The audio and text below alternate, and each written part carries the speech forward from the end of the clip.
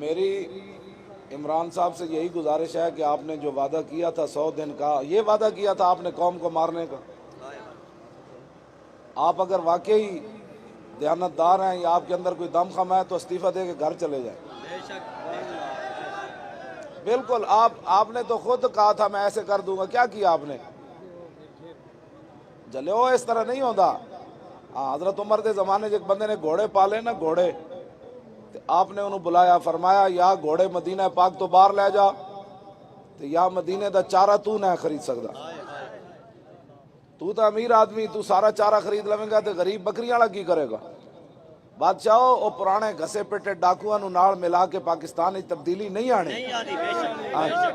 تبدیلی یہ ہے کہ فرمایا تو مہنگائی کر دے گا مدینہ پاک تے غریب آدمی پھر چارہ جڑا تو تے تیرے کو کروڑوں روپے ون تو سارا چارہ خرید لویں گا تے بکری والا تو مر جانا ہے۔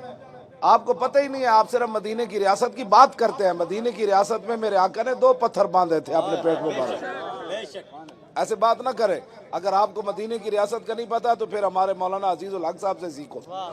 ہاں جی، سانو ایسی تو دستے ہیں مدینے دی ریاست کی ہوندہ سی، تینوں پتہ نہیں کنے پٹی پڑھا دیتی مدینے کی ریاست پاکستان بنے گا۔ تو پہلے مدینے دی ریاست پڑھ، تینوں تو لفظ خاتم النبیین نہیں پڑھنا آیا۔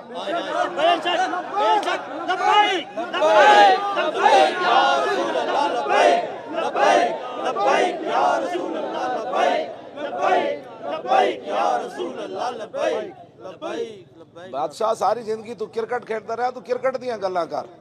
مدینے کی ریاست پہلے پڑھ اور پھر قوم کو بتا کہ مدینے کی ریاست میں کھلاڑیوں کو انعام دیے جاتے تھے۔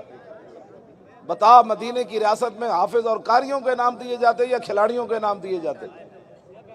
یہ باتیں ساری آپ کھڑے ہو جائیں ہمارے ساتھ، انشاءاللہ پاکستان میں حقیقی تبدیلی آئے گی، سارے ظلم و ستم ختم ہو جائیں گے۔